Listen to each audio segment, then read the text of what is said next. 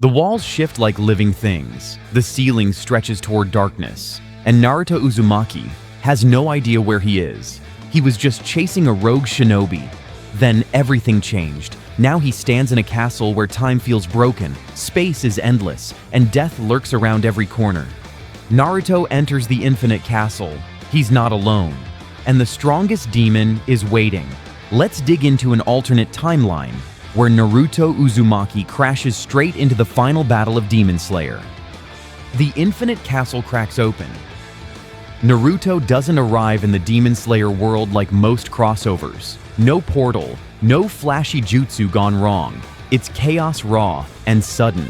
One moment he's sprinting through a hidden leaf forest. The next, a blood-red moon appears above him. The ground cracks and he's pulled downward. His body flips through space like he's being sucked into another dimension. He crashes hard onto a floating tatami platform, surrounded by walls that twitch, bend, and hum like a living beast. Before he can even stand up straight, his senses are on fire. There's blood in the air. Screams echo from different directions. Chakra doesn't respond the same here, and something is watching him. It doesn't take long before two figures find him: Giyu Tomioka, Water Hashira, and Tanjiro Kamado. Both battle-worn, breathing heavy, their swords soaked with demon blood. They don't trust Naruto at first. His chakra feels foreign. His outfit is strange. But when Naruto steps in to block a sudden demon ambush and drops a Rasengan that flattens 3 upper-rank minions in one shot, the conversation shifts. Tanjiro senses something deeper. Not just power, but heart.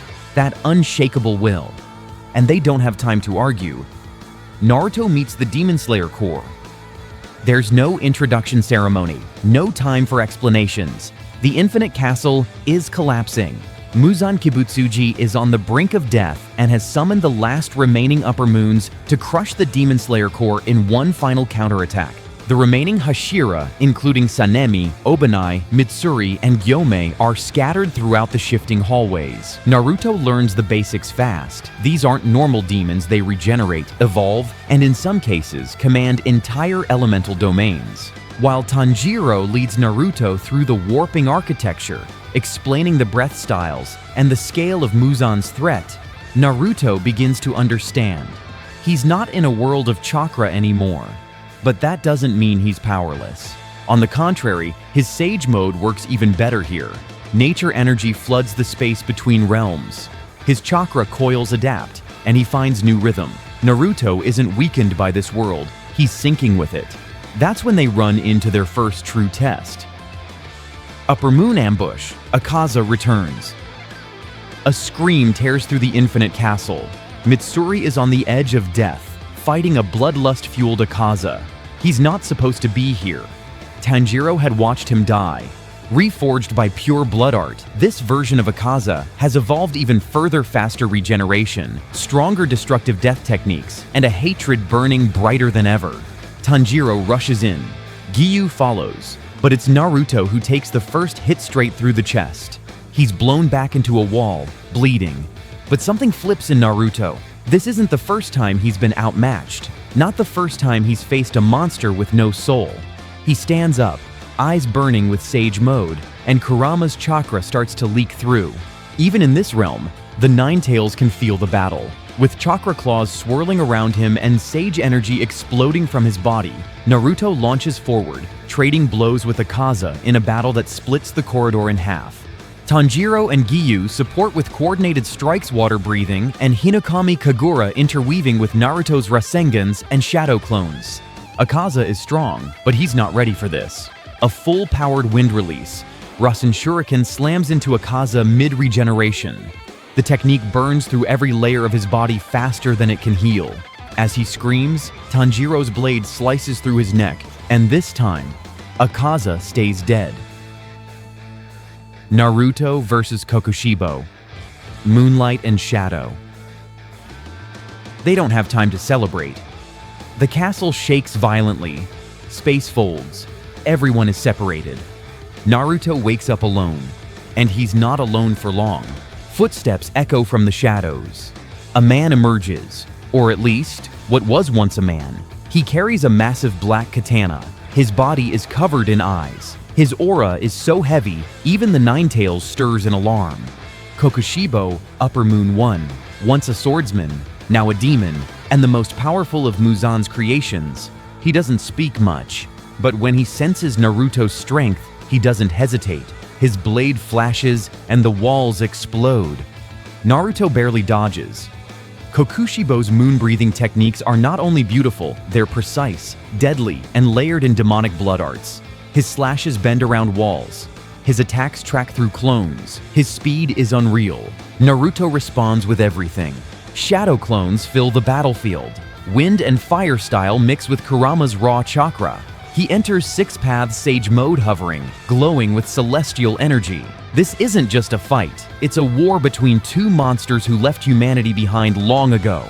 But Kokushibo has centuries of experience. His blade reads patterns faster than Naruto can create them. In one brutal exchange, he cuts through every clone and buries his katana into Naruto's shoulder. Naruto screams but doesn't fall. Instead, he smiles. Because behind Kokushibo, a blade glows red. Giyu, Tanjiro, Gyomei, they've all found him again.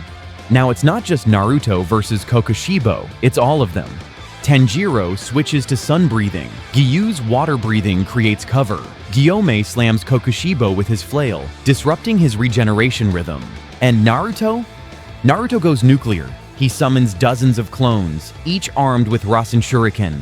He fills the sky with explosions and chakra waves. Kokushibo is fast, but he can't dodge forever. As the Upper Moon 1 weakens, Tanjiro sees his chance. A full combination strike. Gyomei's flail cracks Kokushibo's arms. Naruto's Rasengan pins him down, and Tanjiro slices through the demonic neck with all the weight of his ancestors behind him. Kokushibo's head falls.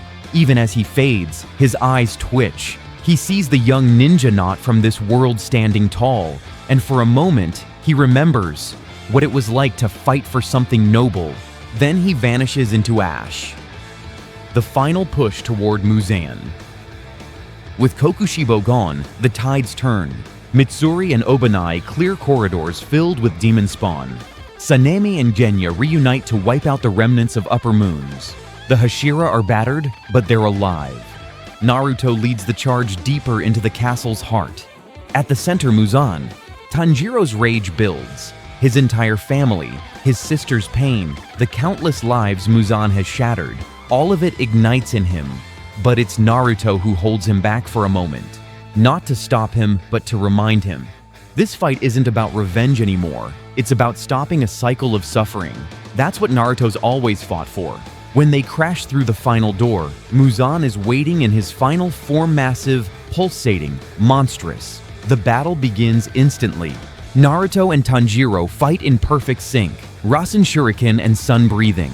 Chakra-enhanced strikes and Nichiren blades. The castle begins to collapse around them as Muzan mutates again and again.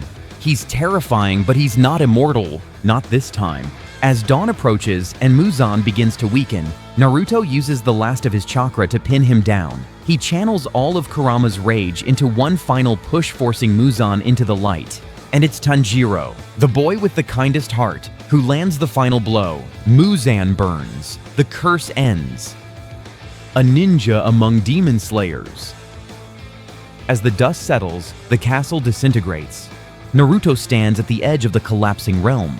The Demon Slayer Corps watches the sunrise for the first time without fear. He doesn't know how he'll get back to his world, and honestly, he's not sure if he wants to. Not yet. There's something about these people, about their pain, their courage, their fire. As survivors gather, Naruto quietly steps away from the crowd. His eyes scan the broken landscape, the shattered pieces of a nightmare now fading with the light. For all the pain, this world still holds beauty. He didn't grow up here, he wasn't trained here, but he fought like he belonged. That's what being a ninja really means, protecting people, no matter where they're from. He smiles, not because it's over, but because it mattered. And somewhere deep inside, he knows. Even if he finds a way back home, a piece of his heart will always remain in this world. He walks beside Tanjiro, both covered in wounds, but still smiling. "Hey," Naruto says, "when this is all over, you ever think about learning a bit of ninjutsu?" Tanjiro laughs. only if you try a water-breathing form. In this world of demons and slayers, Naruto didn't just survive, he changed the story. And maybe, just maybe, it changed him too.